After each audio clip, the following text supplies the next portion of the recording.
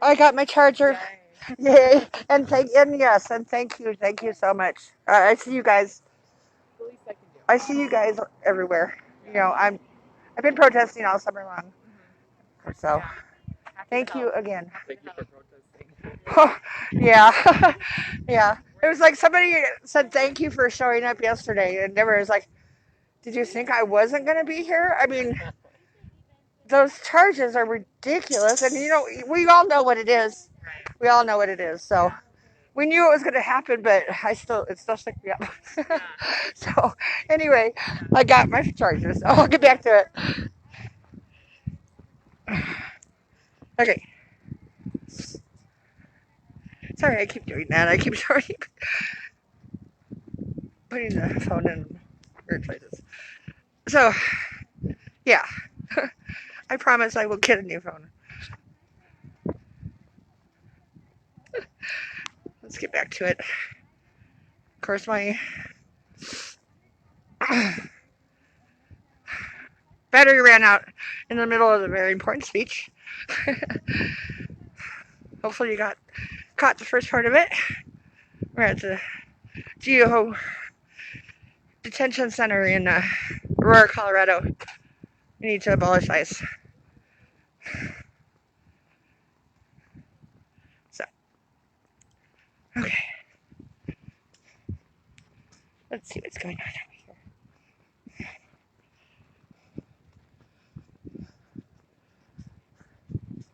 Thank you. Yeah, I got my charger.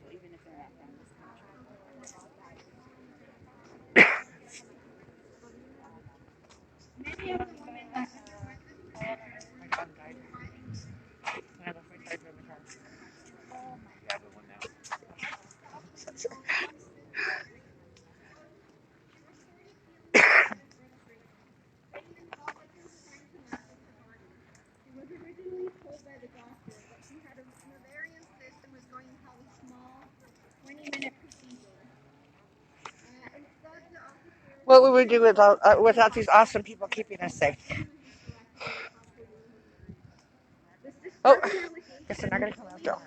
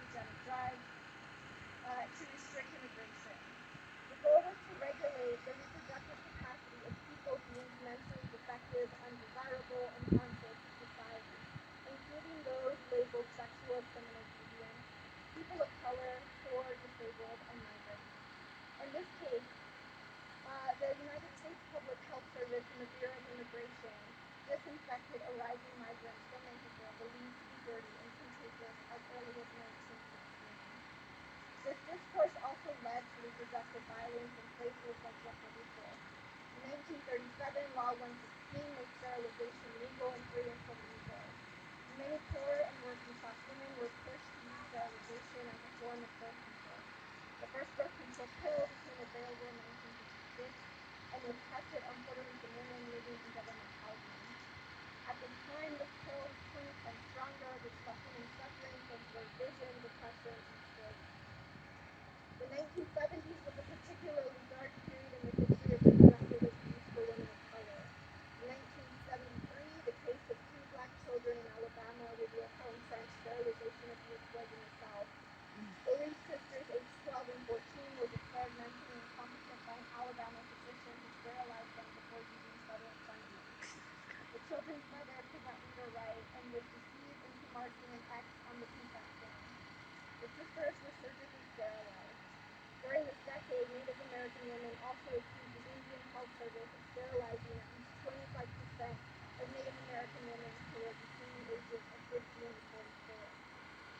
Perceptions of immigrant women of color as dirty, diseased, and hyperfertile continue to be used to justify anti-migrant violence across the 20th century. These stereotypes have had violent ends for decades. For instance, in 1978, the infamous court case Madrigal v. Ligon revealed that medical professionals coerced and at times forced Latinas to undergo sterilization in Los Angeles. 10 Mexican women represented by Antonio Hernandez filed a lawsuit against UNC LA County Medical Center, arguing that they provided consent under inappropriate conditions and after being harassed. They did not understand the forms they signed as no translations were provided. The plaintiffs requested financial compensation for coercive sterilization and demanded that the U.S. Department of Health, Education, and Welfare incorporate sterilization counseling and consent forms in multiple languages. In the end, the judge argued that the county hospital should not be held responsible, arguing that the doctors did not have that intention. These views, based on white supremacy, also flourished alongside the development of an intricate system of immigration control throughout the 20th century. Immigration authorities declared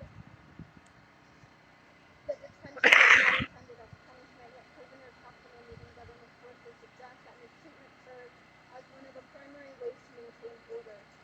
The state used dominant constructions about race and gender inside detention centers to discipline, surveil, and punish immigrants.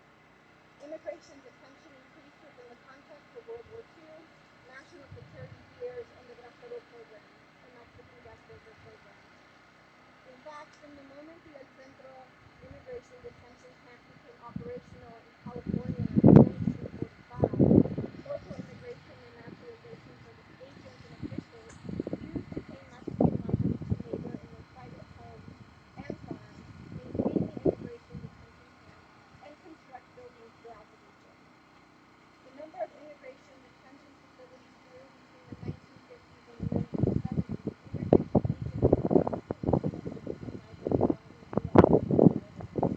During this period, immigration officials used DDT and sterilizing agents on migrants held in detention centers across the United States to rid their bodies of life.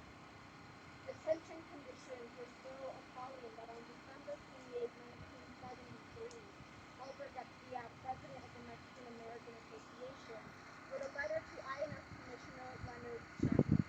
Garcia requested that Chapman respond to several concerns, including the physical and sexual abuse inflicted by INS guards, agents breaking and entering into private residences, churches, and schools, to seek out unauthorized migrants, the deportation of legal permanent residents, the killing of migrants, and the inhumane treatment of migrants held inside detention centers. And yet, the U.S. has only expanded the systems of immigration detention in the years since, with conditions continuing to be deplorable. In the year 2000, 10% of the women detained inside the Chrome Detention Facility in Miami declared that guards raped them. Their claims became news when 2 of the women became pregnant while still in detention. In 2009, the Washington Post reported that since 2003, there have been 83 deaths of people in immigration custody, many from HIV and AIDS complications. Most recently, the world learned about Elsa Guadalupe Gonzalez, a 24-year-old Guatemalan migrant who hung herself in a cell at the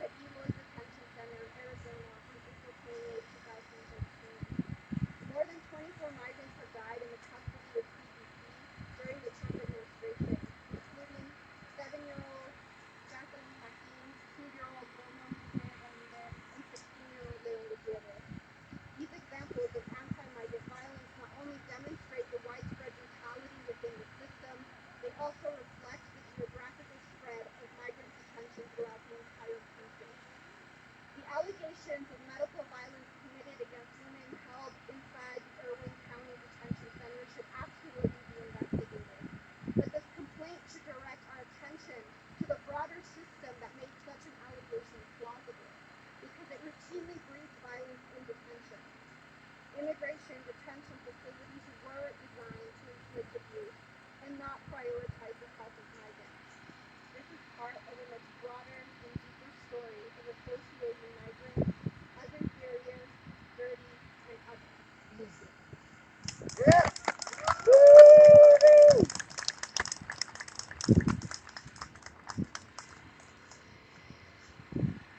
Alright, thank you to Jessica for informing us. If you guys did not hear that, she had stated at least 10% of the female detainees in there get raped and murdered. So females, we need to stand together and not let this happen. We gotta let Tony Van know we don't stand for this. That's all right. If you haven't gotten a chance to sign a postcard to him or Jason Coe, letting him know we're trying to shut the Shield facility down, please go see them. The ladies back there will help you out with that. We will be having a guest speaker that will be touching bases on mental health. We will be having J.R. Cole come up to share his story. J.R. is the founder of Coffee with J.R., a mental health and diversity inclusion training service company, and a professional speaker, trainer, and coach. He has over 10 years of experience in public speaking and has trained college students and professors at over 45 universities and dozens of corporations across the country. JR also teaches at CU Boulder and CU Denver on leadership, cultural competency, and mental health.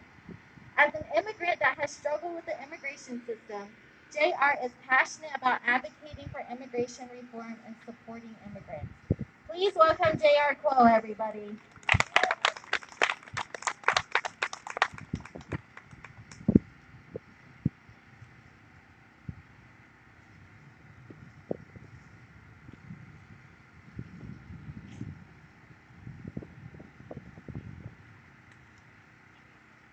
Lisa, thank you so much for the introduction. Thank you. And thank you for all the speakers that spoke before me. Jessica, John, Stephanie. Are you feeling it? Are you feeling Yeah. it? Yeah. I can feel the anger, the frustration inside me. And let's just take a couple seconds. Let's don't let them fool us. Don't let them control our anger. So let's take a couple seconds. Let's take a couple deep breaths.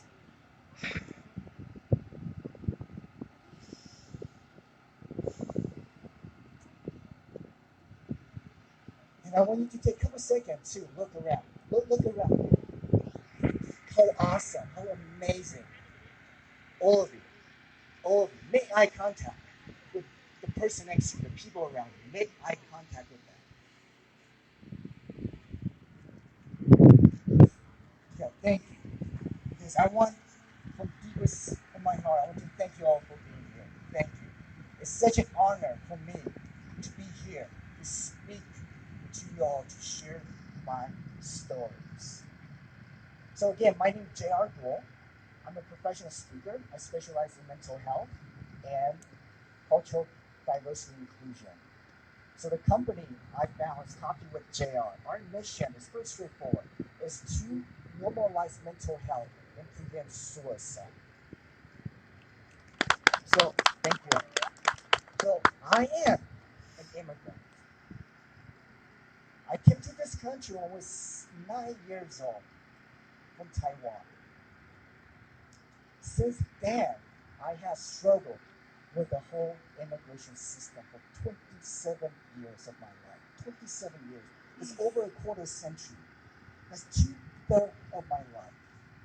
For 27 years, I went through different visas to unknown, to more different visas to unknowns, and finally, 3 years ago, I was able to get my green card. 3 years ago. So every step of the way, I had to fight the system. I consider myself one of the lucky ones. However, with this, it comes with tremendous mental health, psychological, emotional tolls, damages, and costs. And here are a couple of examples. back in 2011 when I was going through waiting for my H-1B. If you don't know, H-1B is a work visa. All my documentation, my student visa, my driver's license, everything was expired. I didn't have health insurance. I couldn't work. I couldn't make money. I didn't have income. I didn't have a place to stay. Just imagine how scary that was.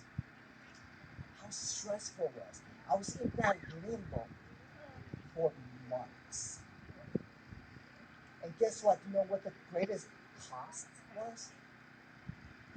The greatest cost was I could not see my dying mother for one last time. I had not seen her for over 20 years.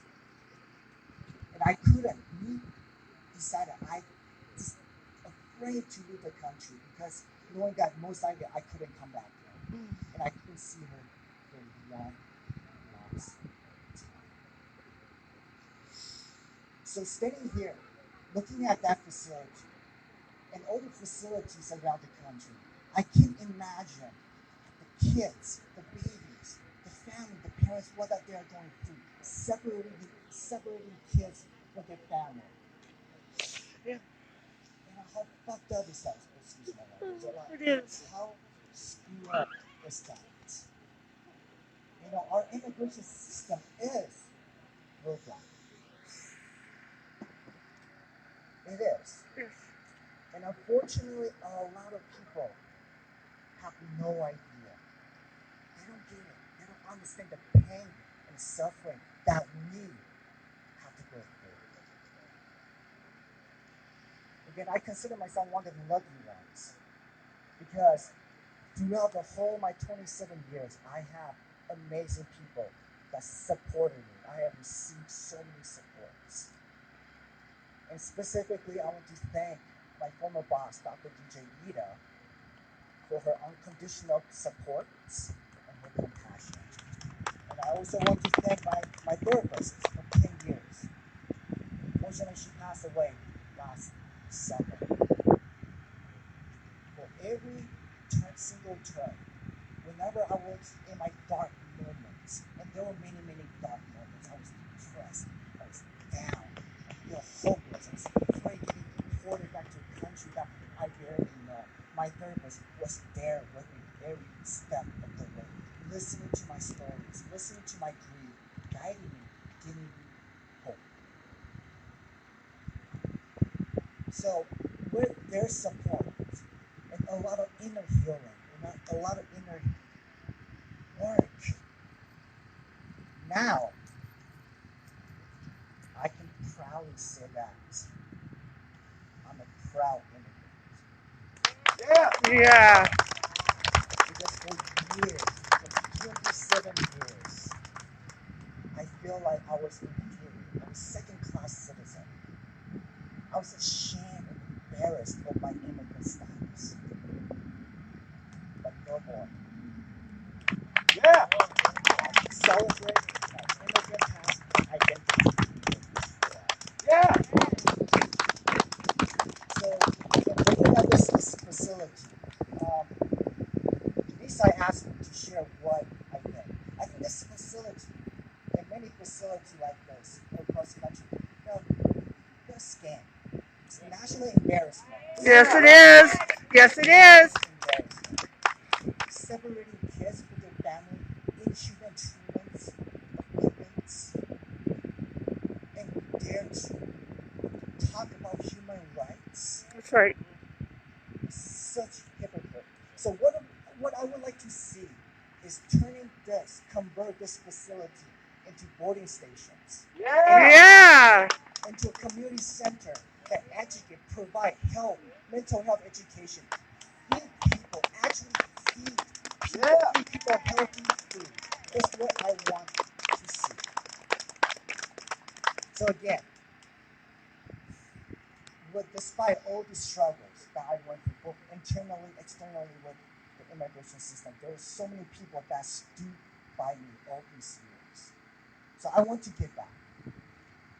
So if you know an immigrant, a refugee, that needs support, that needs mentorship, just simply someone to talk to, please let me know. I would love to connect with that individual, with those individuals. And also my company, Coffee with JR. Recently, I have received a contract to provide culturally appropriate mental health training for Asian immigrants, refugees, and LGBTQ people communities. Yeah! So if you know any individuals whose needs are interested, please let me know. You can reach me or find me on my website, which is coffeewithjr.com. Again, it's coffeewithjr.com. So please reach out. And again, it's such an honor to be here with you all. Thank you so much. Yeah! Yeah!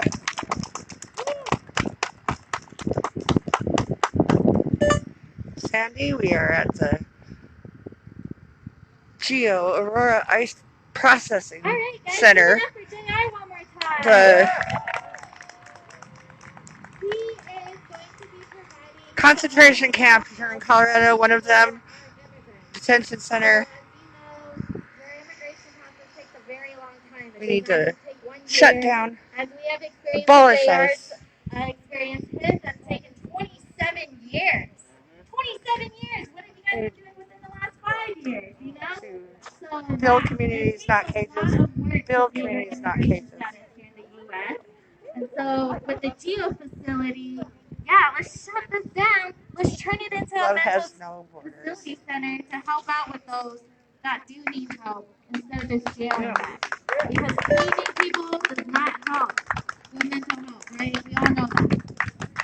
So now Sandy. we have a very special story to share Sandy. with us. Gladys Abada, born in Zacatecas, Mexico, immigrated to the U.S. at the age of 8. From Boulder to Brimfield, she grew up in Colorado and graduated in 2008 from Vantage Point High School. Gladys has been an active volunteer with CERT since 2012. In September of 2017, DACA was threatened and recited by the administration. Gladys participated in the massive Denver Public School walkouts where students marched to Metro State University. She joined the team full-time as a hotline coordinator and Denver Region Organizer Support and is now the campaign manager. She is now the campaign manager for a legal defense party policy and a full-time mother to Ophelia. As a DACA recipient, Gladys's passion is the main thing that drives her in this fight to protect her family, her community. She's excited to be able to dedicate her time and energy to fight and defend people like herself. Please welcome Gladys Adana.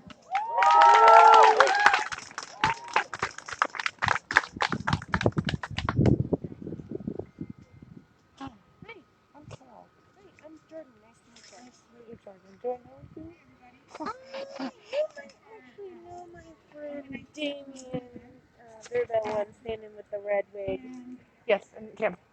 Yeah, and Kim. Yeah, I came with Damien and Kim. Oh, okay. Yeah. A little bit. Yeah, I've been to a couple of protests and stuff like that. I don't go to every single one, but I go to what I can. So, yeah. Well, I'm here. So Nice to meet you. meet you too. So, thank you for coming out. Generally, when people look at the topic of immigration, we think a lot about Latinx folks, more specifically Mexican. And you all being here and organizing this event breaks that narrative down. So I am very, very excited and proud to be here.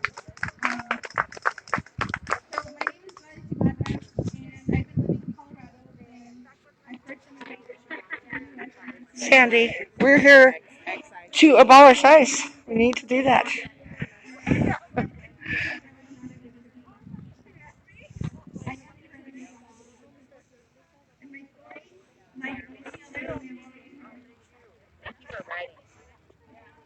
Here, Sandy. See. Hello. Hi.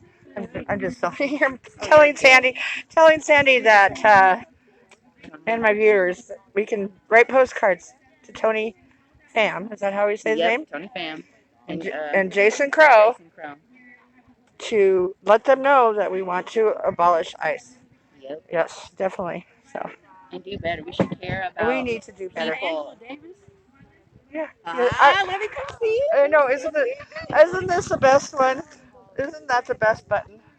Oh, yes, it is. Yes. I'm a big Angela Davis fan. Yes. I and think I this- was definitely a part of somewhere in her soul in a past life. 'Cause I just that's start, like, awesome. That's awesome. Thanks, guys. you're right. But, yeah.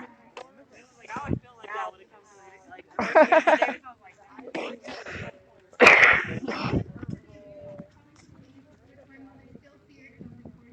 See, see, I'm not the only one. See, I'm not the only one to appreciate my Angela Davis button. You see it? Angela Davis. And I got a new Brianna button yesterday because I lost mine. It's okay. It's not like the one I had. Let's go over here. Let's go over here. How unfair this immigration system is. Being part of the how being part And of listen dark to what she has to say. complexion makes you a target to be detained indefinitely unless you have savings to pay for legal representation. Or you can gamble by representing yourself, and for a lot of people, it means being deported to your death. ICE agents clearly have no moral compass. They have seen this time after time. Detaining parents after dropping off their children at school, breaking car windows and dragging people through them, tricking innocent people into incriminating themselves and then calling it collateral arrest, only to be held in a place where their needs are not only ignored but neglected. You've seen the news, no access to medical care, served expired and spoiled food, disease outbreaks, and this is all pre-pandemic. The global pandemic has made things worse for all those people being detained here by not being able to socially distance, have proper materials needed to disinfect their space, not to mention the access of COVID testing. And more recently, the whistleblower's horrifying report on violation of women by performing hysterectomies without their consent. Attack known too well, mainly by the communities impacted. I know a couple of folks mentioned that here today, but it's happened to indigenous women, black women, brown women throughout the history of this country. And frankly, we don't talk about it enough. Not only should people be released immediately, but these detention camps should not exist. Anyone working with ICE or in connection with ICE should be ashamed and should. And if they have a beating heart, They need to quit their job. Quit their job. Quit their job.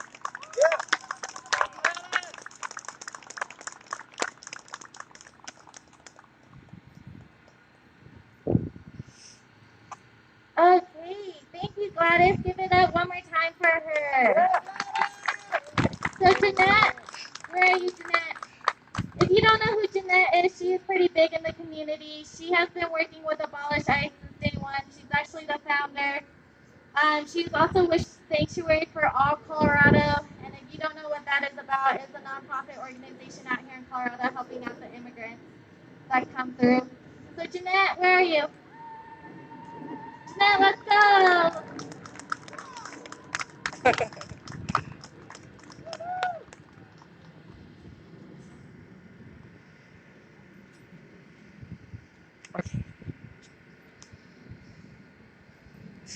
She's gonna need her interpreter, right? No? Yeah. She's awesome. Hi, everybody. How are you today? My name is Janet Vizquerra. I'm founder the Immigrant Rights here in Colorado.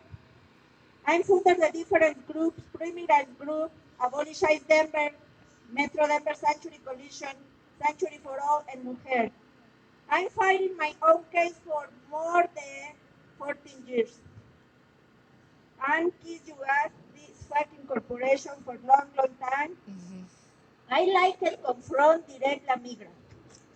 I like it confront direct the directors from ICE. And this moment, the surprise has changed the director. fabricatory running. This is scary for the Abolish Ice kicking you ass. Yeah. My first language is Spanish. For me, it's more better. Katie Larson, what is Katie Larson? Interpret for me. Um, bueno, como dije, llevo más de 14 años peleando mi propio proceso de deportación. He estado 3 veces en este lugar horrible. He tenido la experiencia de estar adentro, pero también tengo la experiencia de tener más de 23 años peleando por derechos de inmigrantes, derechos civiles y derechos laborales. So like I said, I have more than 14 years fighting my own immigration case. I have been detained in this place 3 different times. I have the experience of fighting for immigrant rights, civil rights, and I've been doing that for over 23 years. Pero este trabajo no lo haría sola, sin gente aliada, pero también sin las voces liderando este movimiento como estas familias. Hace unos meses atrás, en el mes de marzo, la señora Gabriela Miranda nos hizo un llamado de emergencia porque su esposo estaba en detención. Al mismo tiempo, también su esposo de Lupe. Teníamos el COVID-19 y alguien tenía que hacer algo para estar hablando sobre lo que pasaba adentro.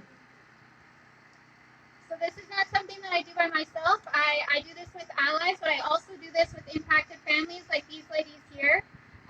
In March, Gabriela made an emergency call because her husband was detained in this place behind us, as well as Lupe's husband, sorry. Ella ya tenía 12 familias organizadas, 12 familias que comenzó el COVID-19 y estaban preocupadas por la salud de sus familiares adentro. Unos han sufrido accidentes como el esposo de Lupe que se quebró las costillas. Al esposo de Gabriela, el mismo psicólogo adentro lo estuvo torturando. They already had 12 families organized that wanted to do something because they were fearful of whether their families would contract COVID. Many of the families had already experienced problems. So Lupe's husband had an accident inside and had broken his ribs. Gabriela's husband was having a terrible problem with the psychologist who was hurting him. Y pues todo el mundo estaba preocupado por COVID-19 y nadie quería venir a apoyar a las familias porque querían protegerse a sí mismos. Y como siempre, a mí no me importa arriesgar mi propia integridad, ya que yo soy un target para Homeland Security. Empecé a hablar con mis compañeros y la primera persona que paró aquí con ellos fue mi compañera Sofía Iter, que anda por ahí. Y ahí comenzamos a trabajar en traer el modelo de organizar en caravanas para ir y confrontar directamente a la migra. So at that time, everybody was worried about protecting themselves, and so they didn't want to come out here and do something because of COVID. So the first people, although I am a target for ICE, I wanted to support these impacted families, and I wanted to be happy to do that. The first people that joined me in that fight were Sophia and Ben, who's around here as well. And so the first thing that we did was start caravans to directly confront ICE. Y de ahí pensamos que necesitábamos escalar.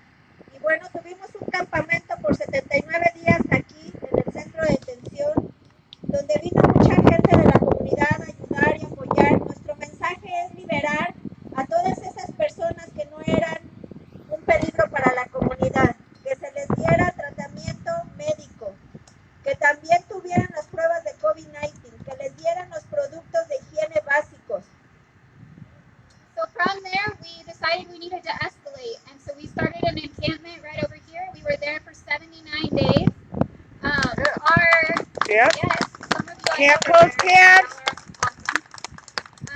Our call was that we needed to liberate everyone that was not a danger to the community, that we needed to attend to the medical conditions and treatment that the people needed, and that we needed to give them the supplies that they needed. Y aquí tenemos muchos compañeros que estuvieron acampando aquí, que estuvieron apoyando a familias directamente impactadas, están por allá atrás, que son parte de este campamento. Pero eso no significa que al quitar el campamento después de 79 días el trabajo de Abolish Ice terminó. Estamos trabajando en qué son nuestras nuevas estrategias, viendo que vienen las elecciones, ojalá que saquen a Trump. Y eso va a cambiar nuestra dinámica para todos, porque lo que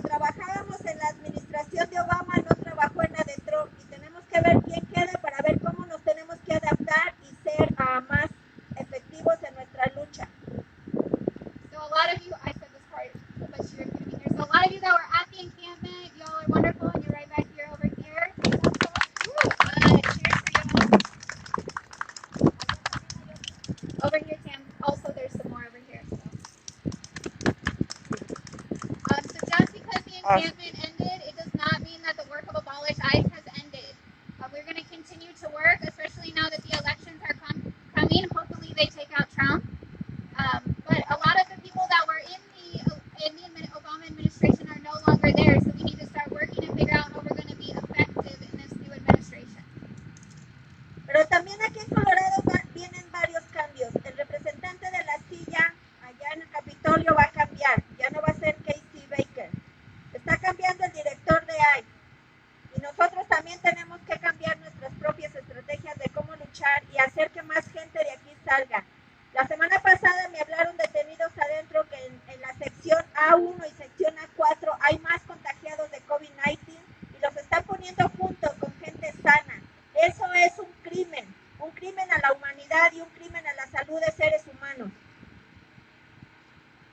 So there's also a lot of changes that are coming here in Colorado. Casey Becker is no longer going to be in the legislature, so we need to figure out what we're going to do there. The ICE director, as we know, has changed as well. This means that we have to change our strategy. I just got a call from people that were detained are detained here currently, and they're saying that people that are contaminated or infected with COVID are being put together with people that are not infected. This is not okay, and we need to continue to do something. That's right. Y por esa razón, mujeres como ella, que aunque ya deportaron a sus esposos, siguen de pie, siguen luchando, porque saben que allá adentro hay más de 500 familias que están esperando que dejen salir a sus familiares, que los quieren vivos, no muertos.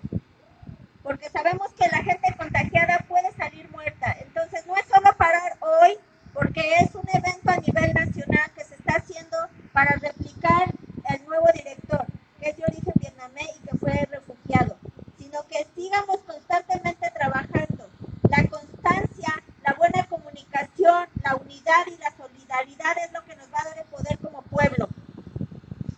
That's why women, like these two women who have already had their husbands deported, are standing here and are continuing to fight because they know that there are 500 families, 500 people that are still detained, and their families want to see them alive. We know that COVID can kill people, and they want to see their family members out and safe. So today, even though this is an event that's getting national attention, it's not only about being here today. It's about continuing to fight. It's good communication, solidarity, and constant fighting that is going to make the change. Yeah. Y bueno, hablar de migración es un tema muy largo, no terminaría ya que tengo una experiencia muy larga. Entonces, lo único que puedo pedir es que sigan apoyando a estos grupos que estamos dando directamente la cara a las familias que somos afectadas y que estamos confrontando directamente, porque esos son líderes, que no nos da miedo pararnos aquí. Yo estoy refugiada en una iglesia acogida santuario para seguir peleando mi proceso de deportación. Yo no debería de estar aquí, pero estoy aquí porque estoy harta de que el maldito sistema dañe mi comunidad y decidí que ellos no van a cambiar mi vida. So this, to talk about immigration is a long, long topic. I know this because I've been fighting it for years, and I have so much to say. So I know I'm not going to finish it all today. But what I ask is that you all continue to support organizations that are putting the impacted families front, that they are the leaders of this movement, that we are not scared to continue to fight against this system. Myself specifically, I am living in sanctuary. I am a target for ICE. I should not be here, but I know that I will continue to fight because I am not going to let them.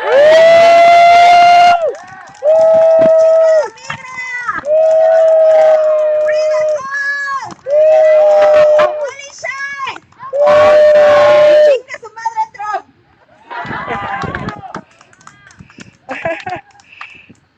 I have a feeling she said something about Trump. Abolish Trump. How y'all feeling? Are they ready to take on the system? Yeah. So we've got to give one more statement. It will be for Lupe's family, and then Gladys will be presenting it again. So welcome her one more time. I will be interpreting for Lupe. And I want to share some thoughts around what this means for directly impacted people like yourself as a member of the Not One More Deportation people to attend and be part of events like this.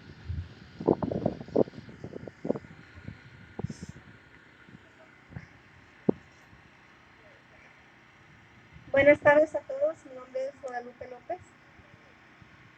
Good afternoon, everybody. My name is Guadalupe Lopez. Pues yo soy también inmigrante, soy de padres guatemaltecos, nací en Chiapas, México. Llegué a ese país en el 98. Well, I am also an immigrant. I came to this country in 1998, and I am from Guatemala. Born from Guatemala. Y pues también nosotros tenemos una historia. Tengo 5 hijos ciudadanos americanos y pues en el 2012 lamentablemente nos tocó a mi esposo y a mí pues enfrentar el proceso de deportación.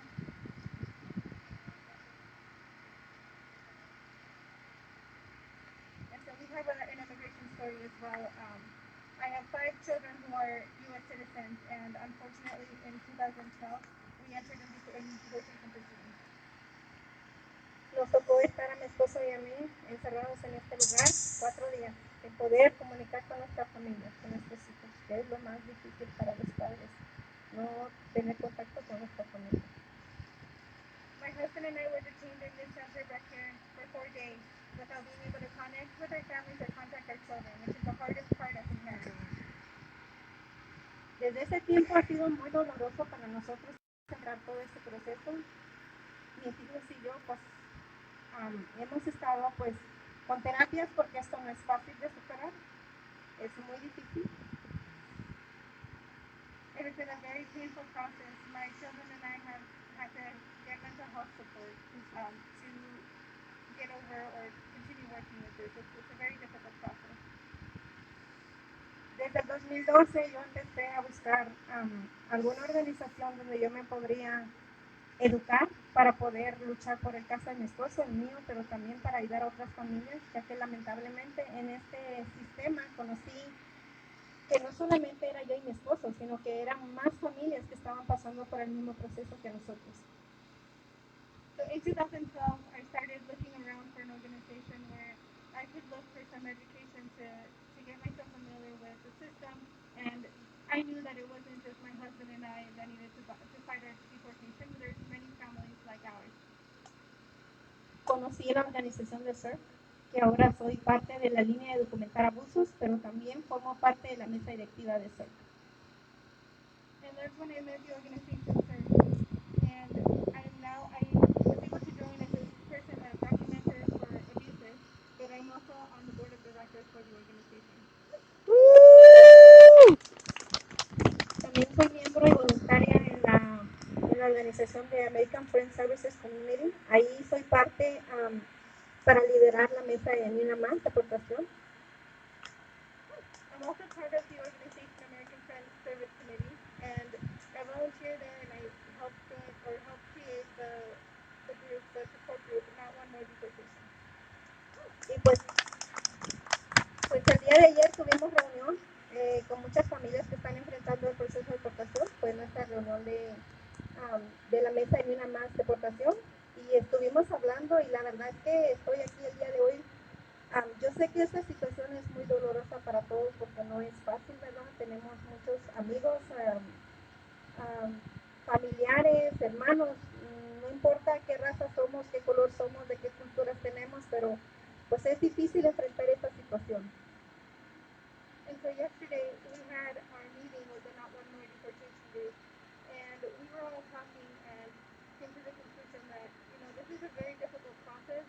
It doesn't matter what race you are, what color you are. We all have family members that may have been going through the deportation process. Y la verdad es que me siento muy orgullosa, emocionada de ver que otra comunidad más, que es la vietnamés, venga a nuestra comunidad, porque pues como les digo, hemos tenido muchos casos, pero es muy poderoso que ustedes también estén alzando la voz. Para nosotros es un orgullo, es un agradecimiento muy grande que tenemos, porque sabemos que la fuerza, pues si nosotros nos unimos podemos lograr mucho. Entonces bienvenidos y estamos aquí para unirnos todos como comunidad y estamos pues llenos de amor y solidaridad, ¿verdad? Entre todos y podemos luchar siempre juntos y pues adelante, que un día, primero Dios, que todo cambie, todo esto y un día podamos vivir libres y contentos. And so she just wants to share that she feels very proud and happy to be here, and more importantly, that there's different communities that are raising their voices for this issue. That's right. Welcome, and it's really nice to see you all here. I look forward to working together, and hopefully one day, if God permits, we can all live freely. Woo! Gracias y sí se puede. Thank you.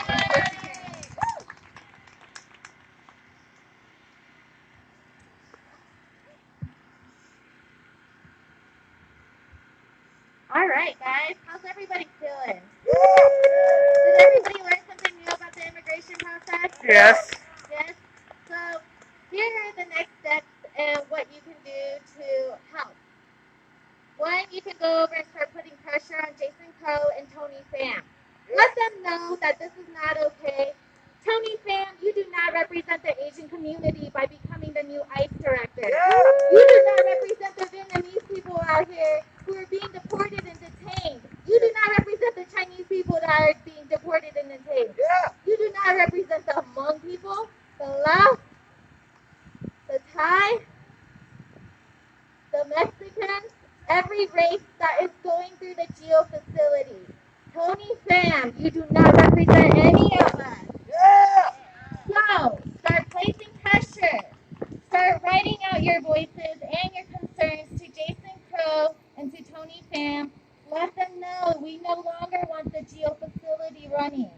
And the solution to all the detainees in there, just let them free. Just let them go. Yeah! Free them all! It doesn't take a year. It takes 10, 20, 30 years. Just let them go. Let them work out the process of getting their visa. And to all the workers of GEO and ICE, there are plenty of other opportunities in which you can help out the community. That you do not help out the community by working at a facility like this, jailing and caging kids and humans. You do not help out the community. And I know you guys back there walking, kind of looking over, seeing what we're about. That's We're right. letting you know that every color is out here, letting you know that one day this steel facility will be shut down. Conversion!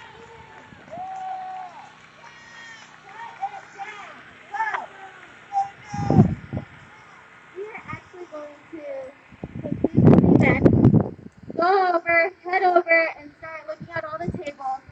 Get involved with your community.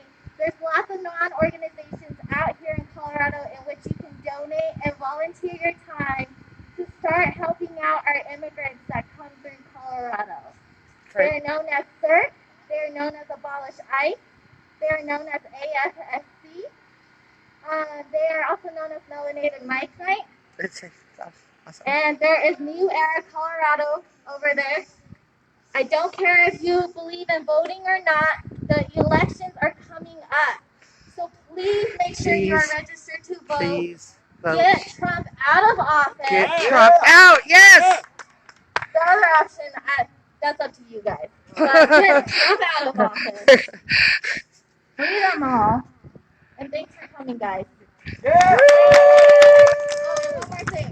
We're ending environmental racism. So in case y'all don't know, environmental racism is a very real thing here in Colorado. Yes. They will put coal plants next to minorities and brown communities. We are trying to close down the XL coal plants here. So Ren from Sierra Club, he has a petition for you to sign. Just go sign it real quick. We got to make sure everybody gets clean air. So thank you very much for everybody who came out today. Thank you. Oh, and then Cats Not Cops. For those of you who are looking to continue support Cats Not Cops, they will be doing their rally outside at the Tivoli Auraria campus starting at 3:30. Oh. Thanks, guys. Yeah.